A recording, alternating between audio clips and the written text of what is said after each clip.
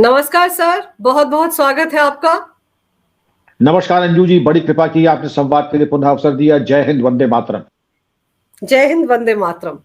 Sir, ये जो अल फलाह university के साथ साथ जो पूरे देश को दहलाने की साजिश रची गई थी जिहादी डॉक्टरों द्वारा, उसमें तो जिस तरह के खुलासे हो रहे हैं वो बहुत चौंकाने वाले हैं। इन जिहादी डॉक्टरों को विदेश से बाकायदा ट्रेनिंग मिलती थी। इसमें कोई शक नहीं, ये शैतानी डॉक्टर अपने पास हैरिसन की इंटरनल मेडिसिन की किताब रखते थे और ये कहते थे कि हमने करीब करीब इसको पूरा जो है हिफ्ज कर लिया है। ये 2 वॉल्यूम्स में है, इंटरनल मेडिसिन की मास्टरपीस है। लेकिन कहते हैं ये, लेकिन इनका दिमाग कहीं और था। आज हम लोग केवल वैसे तो क्या करें तो एक डॉक्टर के ऊपर 3-4 शो करने पड़ेंगे। आज केवल आउटलाइंस में हम 2 शातिर दिमाग के डॉक्टर्स की बात करते हैं। एक है डॉक्टर मुजम्मिल, इनका पूरा नाम है डॉक्टर मुजम्मिल शकील गनाई। तो डॉक्टर मुजम्मिल जो है, इनको एनआईए ने गिरफ्तार किया और आपने बिल्कुल सही कहा कि इन्होंने बड़े चौंकाने वाले अपने वक्तव्य दिए और जो बयान दिए। और इनको ये पहले अभी एनआईए ले गई और यहाँ सोहना अनाज मंडी में जब इनको आमने सामने कराया जो खाद बेचने वाले थे, तो इन्होंने कहा कि इन हजरत ने 1600 किलो एमोनियम नाइट्रेट किस्तों में खरीदा और इसका भंडारण किया। ये जाते थे अल फलाह यूनिवर्सिटी में अपनी कार में, और जब कार में जाते तो ये कहते थे अल फलाह यूनिवर्सिटी में ये इंस्ट्रक्शंस थे कि डॉक्टरों की कार की चेकिंग नहीं की जाएगी। तो सबसे पहले तो ये जो चीज है ये चेक होनी चाहिए। ये किसने आदेश दिया कि डॉक्टरों की कार की चेकिंग नहीं होगी, और उसके पीछे क्या दर्शन, क्या गणित था? क्योंकि इसका कोई पर्पस नहीं है।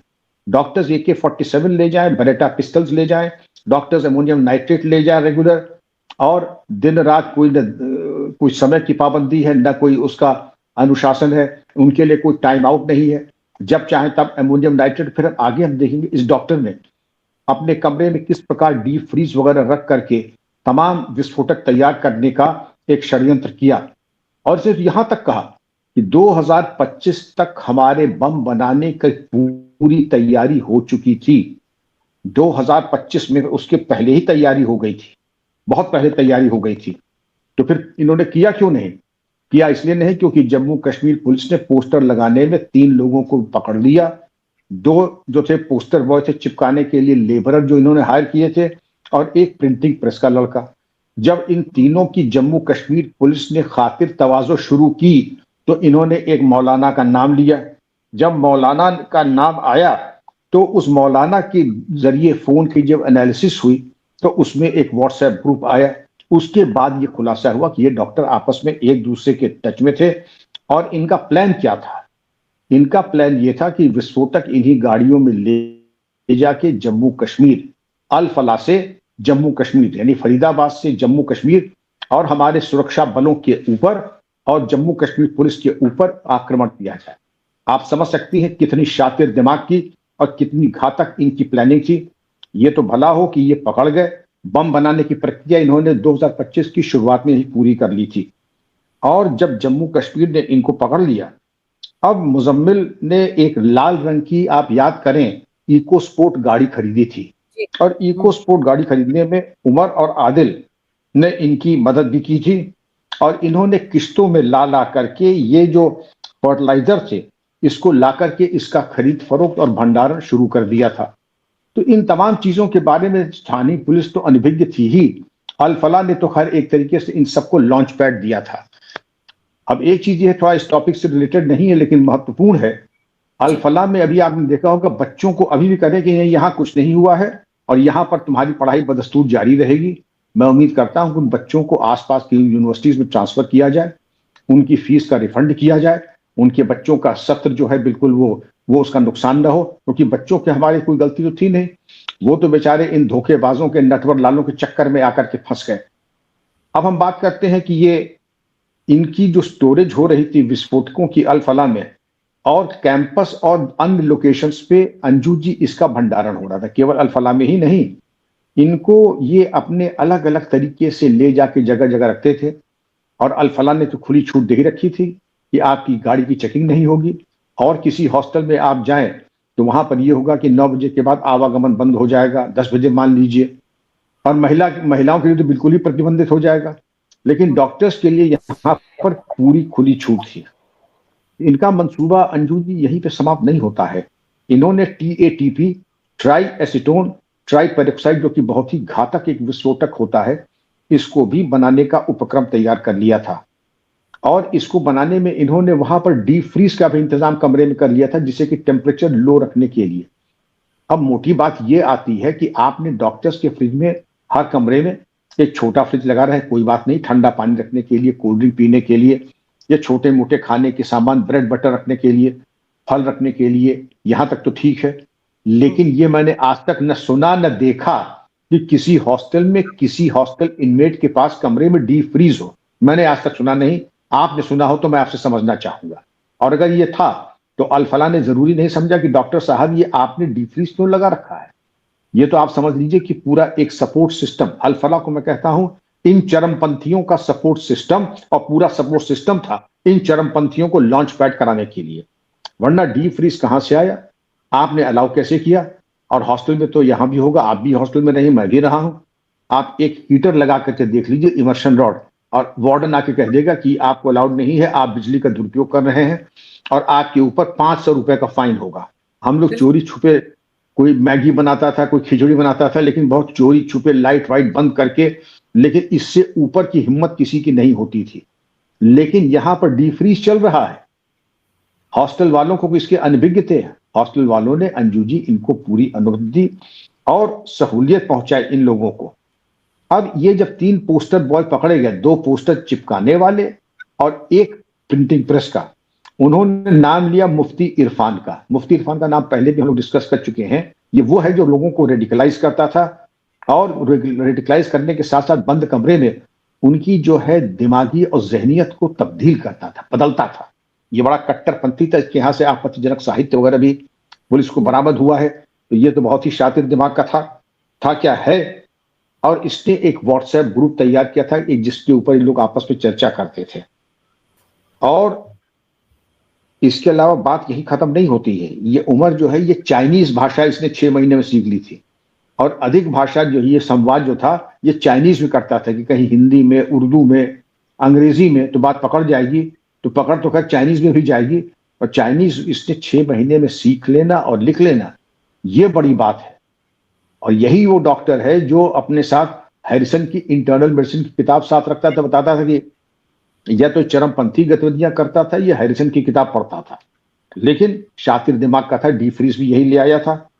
तो इन तमाम चीजों के मद्देनजर अंजू जी आप ये समझ सकती हैं कि अल्फला में से 3-4 चीजें हैं। जो खाद की खरीद फरोख्त हुई बिल्कुल नाजायज और पूरे कानून को तोड़ करके खाद विक्रेताओं ने, चाहे नूह में हो, मेवात में हो या फरीदाबाद में हो, वो बिल्कुल नाजायज थी। और जिन लोगों ने खरीद फरोख्त की उनके ऊपर पुलिस कार्रवाई करे और भविष्य में इस प्रकार की नाजायज खरीद फरोख्त के ऊपर प्रभावी नियंत्रण रखे, क्योंकि इस तरीके से तो कोई फिर बना देगा। सर, जैसे ये जो जवाद सिद्दीकी जो इस यूनिवर्सिटी का वाइस चांसलर करता धरता था, जो अब जाकर पुलिस की पकड़ में आया, सर ये कहता है मैं इनोसेंट हूं। 3 साल 3.5 साल फ्रॉड के केस में ये जेल के अंदर रहकर आया है, फिर भी इसको ग्रीन सिग्नल मिल गया, लाइसेंस मिल गया यूनिवर्सिटी खोलने का। और ये जो डॉक्टरों की गाड़ियां चेक नहीं होंगी, वो धड़ल्ले से कभी भी आ सकते हैं, उनके कमरों में डीप फ्रीजर रख दिया जाए, सर ये क्या इसकी जानकारी के बिना हो सकता है? बिल्कुल नहीं। जवाब सरासर नहीं, 100% नहीं, 200% पूरी तरीके से संलिप्त है इन लोगों को सेफ पैसेज देने में, लॉन्च पैड उपलब्ध कराने में। और पूरी तरीके से अंजू जी ये आपका चांसलर जो है पूरी तरीके से इसमें बराबर का हिस्सेदार है। और यही नहीं, अभी तक आगे चलेंगे, एक यूनिवर्सिटी का नाम और आएगा। अब आपने देखा कि आपके प्रोग्राम में जब कमेंट्स आते हैं तो लोग कहते हैं साहब इस यूनिवर्सिटी को भी चेक कर लीजिए, इस यूनिवर्सिटी को भी चेक कर लीजिए। ये जवाब किस बेसिस पे कह रहा है कि ये बेगुनाह है? 3 साल तो तिहाड़ में रह करके फ्रॉड के केस में जेल में रह करके आया ही है। और जितना पापाचार अनाचार हो रहा है, एक और क्लिप आई है कि यहाँ के यूनिवर्सिटी के कैंपस में एक पत्रकार महिला जाना चाहती थी अंदर, तो गार्ड जो था, हमें लगता है कि वो हरियाणा के कद काठी से वो कश्मीरी लग रहा था। तो इन लोगों ने कश्मीरी गार्ड्स रखे हैं अपने। ये भी एक चीज है जांच वाली कि आपको हरियाणा में गार्ड नहीं, हरियाणा पूरी हिंदुस्तान की फौज चलती है हरियाणा के नौजवानों से, और आप गार्ड ला रहे हैं कश्मीरी। मतलब क्या है? आपने तो पूरा इकोसिस्टम ऐसा तैयार कर रहा है कि कोई तथाकथित बाहर का आदमी को मालूम नहीं पड़े अंदर पक क्या रहा है। यह भी चीज मैं चाहूंगा कि क्या मजबूरी है आपकी, कश्मीर से सिक्योरिटी गार्ड्स आप लेकर के आ रहे हैं, जिस चीज की बात नहीं है। लेकिन मैंने आज ही देखा ये चीज भी जांच का विषय है। और इसके ऊपर हम कहते हैं कि जवाब तो पूरी तरीके से जिम्मेदार है ही है, वो बिल्कुल अपने को, हर चोट्टा अपने को बेगुनाह कहता है। ऐसा कौन है चोट्टा जो कहे कि हम गुनहगार हैं।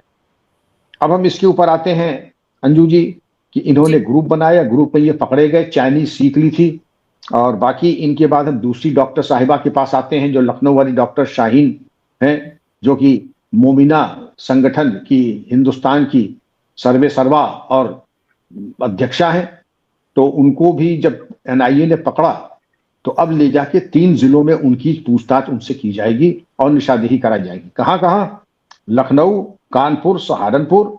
और उसका अभिप्राय यह है कि आपके कौन कौन संपर्क सूत्र हैं, आपके कॉन्टैक्ट्स हैं, कहां कहां आप जाती रही हैं, और बजरिए आपके किसने ये कार खरीदी, जिसमें परवेज का भी नाम आ रहा है। परवेज अंसारी इनके छोटे भाई हैं।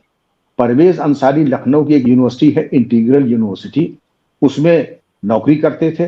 और जब ये खुलासे धरपकड़ शुरू हुई, उसके कुछ ही दिन पहले बताते हैं कि उन्होंने इस्तीफा दे दिया। बताते हैं कि जब धरपकड़ शुरू हुई उसके कुछ ही दिन पहले। अब मेरा तो शक ये है कि कुछ ही दिन पहले नहीं, जब धरपकड़ शुरू हुई तो कुछ दिन पहले की बैक डेटिंग करके इस्तीफा दे दिया। मसलन 10 नवंबर को अगर विस्फोट होता है और इन्होंने 5 नवंबर को इस्तीफा दिया, ये नहीं कि 5 नवंबर को दिया होगा, दरखास्त इन्होंने 5 की तारीख डाल करके दिया होगा 10 को या 11 को। ये चीज विचार कर ले। और मैं समझता हूं इन्वेस्टिगेटिंग एजेंसीज जरा इस बिंदु के ऊपर विचार कर ले। अगर बैक डेटिंग करके रिसीट रजिस्टर और तमाम जो रजिस्टर्स होते हैं उसको खंगाल लें और देख लें, अगर किसी तरीके की बैक डेटिंग हुई है या बैक डेटिंग नहीं हुई तो रजिस्टर में ओवर राइटिंग वगैरह कुछ हुई हो, तो ये भी चीज बड़ी संदिग्ध और आपराधिक रहेगी। तो इसके ऊपर भी इन्वेस्टिगेटिंग एजेंसी अलर्ट और सतर्क है। सर, मैं ये समझना चाह रही थी आपसे कि ये यूनिवर्सिटी जम्मू कश्मीर से दूर फरीदाबाद में एनसीआर इलाके में खोली गई और ऐसे इंसान ने खोली जो 3 साल फ्रॉड के केस में जेल में रहकर आया। फिर फरीदाबाद का ये इलाका आप देखिए नूह मेवात के बिल्कुल बगल में पड़ता है सर। और नूह मेवात किस चीज के लिए जाना जाता है ये हम सब जानते हैं। ये सारे गांव आसपास के मुस्लिम बहुल गांव है सर। यहाँ पर कमरे लेकर इन्होंने अमोनियम नाइट्रेट को रखा। तो आपको लगता है कि जानबूझकर सोच समझकर नूह मेवात के पास वाले इलाके में अल फलाह यूनिवर्सिटी खोली गई? बिल्कुल सोची समझी एक कूटनीति के तहत और एक रणनीति के तहत, जिसे कि जब जरूरत हो देश को छलनी करने की नीयत से, यहां पर जिसको कहते हैं कि सेफ हाउस। अल फलाह यूनिवर्सिटी दरअसल एक सेफ हाउस है और लॉन्चिंग पैड है चरमपंथियों का। और स्ट्रेटेजिक लोकेशन तो देख लीजिए, जो आपके नूह और मेवात से सटा हुआ, जहां पर पुलिस भी बहुत अनबने मन से जाती है, ये जाने में 2 बार सोचती है। जबकि मैं चाहूंगा कि नूह और मेवात में ऐसे थाने, चौकी और पैरामिलिट्री फोर्सेस की बटालियन स्टेशन कर दी जाए, जिससे कि किसी के मन में कोई गलतफहमी हो तुरंत दूर हो जाए। नूह और मेवात में कभी कोई पुलिस फोर्स को जाना हो तो मालूम पड़े कि पहले से ही इतनी मौजूदगी है कि कोई पुलिस के ऊपर आक्रमण न कर सके। लेकिन वहां पर अल फलाह यूनिवर्सिटी का बनना यह दिखाता है कि सोची समझी रणनीति के तहत चरमपंथियों का एक अड्डा बनाने की नीयत से अल फलाह यूनिवर्सिटी खोली गई है। आपने बिल्कुल सही सवाल किया, लेकिन आप ये समझे कि अल फलाह यूनिवर्सिटी फरीदाबाद डिस्ट्रिक्ट हेडक्वार्टर से 13 किलोमीटर दूर और दिल्ली से मात्र 40 किलोमीटर दूर है। ये अब जिस प्रकार की इसने आपराधिक गतिविधियों में रही है, अल फलाह यूनिवर्सिटी के बने रहने का कोई औचित्य नहीं। वहां के बच्चों को सबको आसपास की यूनिवर्सिटीज में दाखिला कराएं, इनके एक एक कर्मचारी की जांच करें। कश्मीर से सिक्योरिटी गार्ड्स ला करके यहाँ पे बसाने की को क्या जरूरत थी, इसके ऊपर भी जांच की जाए। और इस यूनिवर्सिटी को अस्पताल में बदलवा करके इसका प्रबंधन या तो कोई और यूनिवर्सिटी ले ले या सरकार ले ले, लेकिन अल फलाह के मालिकान और मैनेजमेंट के हाथ में ये यूनिवर्सिटी बिल्कुल न रहे। और अगर और को भी कोई संस्था अल फलाह मैनेजमेंट के हाथ में है, उसको भी अधिग्रहण करके सरकार को अपने हाथ में ले लेना चाहिए, क्योंकि अब इसका कोई औचित्य नहीं है कि आपराधिक गतिविधियों का केंद्र जवाद के पास रहे। तो अब हम लोग आते हैं डॉक्टर शाहीन के ऊपर अंजू जी। डॉक्टर शाहीन को लेकर के एनआईए गई है लखनऊ, कानपुर और सहारनपुर, और वहां पर इनका अभिप्राय ये होगा डॉक्टर शाहीन के संपर्क की। परवेज अंसारी के लिए जो कार खरीदी थी वो कहां से खरीदी, कितने में खरीदी, और जो इन्होंने इंटरेस्टिंग बात यह है कि जो डॉक्टर्स इन लोगों ने रिक्रूट किए, उन डॉक्टर्स को ये भेजते थे Thailand, Dubai, Saudi Arabia, Mauritius. किस लिए? पर्यटन के लिए नहीं, बम बनाने के तौर तरीके सीखने, विस्फोटक कैसे प्राप्त करें, विस्फोटकों को भंडारण कैसे करें और उनसे बम कैसे बनाएं। इस चीज के प्रशिक्षण के लिए ये जो मोमिना की जो अध्यक्षा थी डॉक्टर शाहीन, इसमें इन्होंने सरपरस्ती और करने की जो AK-47 कहां से आई, बरेटा कहां से आई। अब तो NIA इनको BP बुलेट प्रूफ कार में लेके जा रही, कहीं ऐसा ना हो कि चरमपंथी लोग इनको ब्लास्ट कर दें और इनकी हत्या कर दें, जिससे कि जो सुराग और मिलने हैं चरमपंथियों के आकाओं के बारे में वो बंद हो जाए। क्योंकि इसके पहले भी चरमपंथी जब पुलिस की गिरफ्त में आ जाते हैं तो उनकी हत्या के प्रयास किए जाते हैं, जिससे कि महत्वपूर्ण सुराग एजेंसीज के पास ना पहुंचने पाए। तो डॉक्टर परवेज अंसारी जो थे ये इनके भाई थे। हम पहले भी कह चुके हैं, लखनऊ की इंटीग्रेटेड यूनिवर्सिटी में ये नौकरी करते थे, लेकिन विस्फोट के कुछ ही दिन पहले उन्होंने इस्तीफा दे दिया। ये तो कागज बता रहे हैं ना, लेकिन पुलिस की नजर से आप देखें कि कागज पे लिखा है कि विस्फोट के कुछ ही दिन पहले। आपने दरअसल इस्तीफा दिया होगा विस्फोट के बाद, कागज पे तारीख आपने पहले की डाली होगी। तो मेरा NIA को और इन्वेस्टिगेटिंग एजेंसीज को परामर्श होगा कि पूरा मूवमेंट वगैरह देख लीजिएगा, क्योंकि ये मैं मानने को तैयार नहीं हूं कि डॉक्टर परवेज अंसारी ने विस्फोट के पहले दे दिया होगा। उसके बाद में कहेगा कि जब पूरा मामला गड़बड़ा रहा है तब उन्होंने इस्तीफा विस्फोट के बाद बैक डेट में दिया होगा। ये तो हो सकता है। तो इस चीज की कर जांच हो रही है। लेकिन जो ताना बाना है, डॉक्टर्स को खुली छूट मिली, डॉक्टर्स को छूट मिली जाकर के विस्फोटक मंगाए और डॉक्टर्स जाकर के विस्फोटक का भंडारण धीरे धीरे किस्तों में, जिससे कि पकड़ में ना आए। और जो हमारे खाद्य सोहना है या अन्य स्थानों पर है, मेवात है, यहां से जो खाद आदि खरीदी गई बिना वांछित नियंत्रण और चेक्स एंड बैलेंसेस के, उसके ऊपर भी स्थानीय अधिकारियों के ऊपर न केवल कार्रवाई हो और भविष्य में इस प्रकार की कोई त्रुटि हमसे ना हो। इसके ऊपर जो वांछित नियंत्रण होता है उसके ऊपर करें, आधार कार्ड ले लें और एंड टू एंड जो मूवमेंट होता है, जिससे कि जो घातक विस्फोटक हो सकते हैं, IED हो सकते हैं और जो अन्य विस्फोटक का भंडारण होता है, उसके ऊपर रोक लगे। अमोनियम नाइट्रेट का भंडारण ना हो और भी तमाम जो विस्फोटक होते हैं वो इकट्ठा ना होने पाए, और TATP जैसे जो खतरनाक केमिकल्स होते हैं, ट्राई एसीटोन ट्राई पेरोक्साइड, इनका भंडारण आदि ना हो। तो इसके पीछे एक कार्य योजना बनानी होगी और युद्ध स्तर पर यह कार्रवाई होनी चाहिए। जहां कश्मीर पुलिस ने इतना अच्छा काम किया अंजू जी, हरियाणा पुलिस से मुझे बड़ी उम्मीदें थी, लेकिन मैं चाहता हूं कि कम से कम अब नसीहतें लेकर के भविष्य में ऐसा काम करें कि जैसे जम्मू कश्मीर की पुलिस की डॉक्टर संदीप की प्रशंसा हम कर रहे हैं, वैसे ही हरियाणा पुलिस की भी प्रशंसा करें अगले एपिसोड में आप। सर, ये जो डॉक्टर शाहीन इन सारे डॉक्टरों को विदेश भेजती थी, तो इसकी फंडिंग कौन करता था? क्योंकि एक बात ये भी सामने आ रही है सर कि इनको बाहर से तो फंडिंग मिलती थी, लेकिन देश के अंदर भी ऐसी जमात है जो इनको फंडिंग कर रही थी। तो पैसा तो कहीं से आ रहा होगा ना, और किस बिहाफ पे ये लोग बाहर जाते थे सर? क्या ट्रेनिंग होती थी और किन किन से मिलते थे? इसका लेखा जोखा कहीं तो होगा। सवाल ये उठता है कि ये जो बड़ी संख्या में डॉक्टर्स विदेश जाते थे, मॉरिशस, सऊदी अरेबिया, दुबई और तमाम जगहों पर बम बनाने के लिए, भंडारण करने के लिए, उसके तौर तरीके सीखने के लिए, तो उसके पैसे कहां से आते थे? ये बताया जाता है कि इसके पैसे कुछ बाहर से मिडिल ईस्ट से आते थे, कुछ और तंजीमें हैं भारत में जो पैसा इकट्ठा करती थी, क्राउड फंडिंग के जरिए आता था, क्रिप्टो करेंसी से फीडिंग होती थी। इन तमाम चैनल से ये पैसे आते थे। क्योंकि अगर आपने डॉक्टर शाहीन का घर देखा, बहुत ही गरीब, आपने औरों के घर देखे, कोई बहुत संपन्नता का वो नहीं है, लेकिन जिस तरीके से डॉक्टरों को Saudi Arabia, Mauritius, Thailand, Dubai भेजा जा रहा था, जाहिर है कि करोड़ों रुपए खर्च हो रहे हैं। वो आ कहां से रहे हैं? तो ये फाइनेंशियल ट्रेड, ये फाइनेंशियल इन्वेस्टिगेशन का भी एक अपना सूत्र होना चाहिए, जिसके बारे में पूरी जानकारी हो। और जो जो इसमें शामिल है भारत के अंदर, तो पहले तो उनको रगड़ दें, उसके बाद जो बाहर से चैनल आते हैं, जहां से प्राप्त हुए हैं, उनके ऊपर भी कार्रवाई होनी चाहिए। अंजू जी, सर बिल्कुल सही कह रहे हैं आप कि सबकी छानबीन होनी चाहिए। अब ये सब के सब NIA के हत्थे चढ़े हैं, और साथ ही साथ वो जो अंसारी है, डॉक्टर शाहीन का भाई, जिस यूनिवर्सिटी में सर वो काम करता था, इंटीग्रल यूनिवर्सिटी, उसकी भी छानबीन होनी चाहिए। वो भी अल फलाह यूनिवर्सिटी से जुड़ी हुई लगती है। आप सही कह रहे हैं कि जिसके ऊपर भी सस्पिशस या जिसके ऊपर भी संदिग्धता का कोई आरोप है, जांच तो उसकी होनी ही चाहिए, और जांच ऐसी होनी चाहिए गहराई से। और आप कमेंट्स के नीचे देखिए, कई लोगों ने शिकायत की है कि इंटीग्रल यूनिवर्सिटी की जांच होनी चाहिए। तो अगर ये डॉक्टर परवेज अंसारी वहां पर थे नौकर और वहां पर नौकरी कर रहे थे, कुछ दिन पहले उन्होंने इस्तीफा दे दिया, तो आखिर क्या कारण था कि उनको लखनऊ में केवल इंटीग्रल यूनिवर्सिटी ही मिली थी? अगर मिली थी तो ऐसे क्या विशिष्ट कारण थे? इसकी जांच तो होनी चाहिए। बिल्कुल सही कहा आपने। और मैं समझता हूं जांच होगी, क्योंकि इंटीग्रल यूनिवर्सिटी अभी संदेह के घेरे में नहीं आया। इसके पहले जब कभी एक बार मुझे अच्छी तरीके से याद आ रहा है कि एक जब विस्फोट हुआ था, उसका आरोपी इंटीग्रल यूनिवर्सिटी से गिरफ्तार हुआ था। ये लगभग मैं 2 साल पहले की बात आपको बता रहा हूं। तो अगर 2 साल पहले एक गिरफ्तारी हुई, आज परवेज अंसारी का नाम आ रहा है, तो क्या अल-फलाह की तरह, क्या ऐसा तो नहीं कि दूसरी अल-फलाह आप लखनऊ के किनारे तैयार कर रहे हैं? बहरहाल इसकी जांच होनी चाहिए। मैं कोई आरोप नहीं लगा रहा हूं, लेकिन जो घटनाक्रम हुआ है अंजू जी, जांच तो एक बहुत गहराई से जांच इसकी होनी ही चाहिए।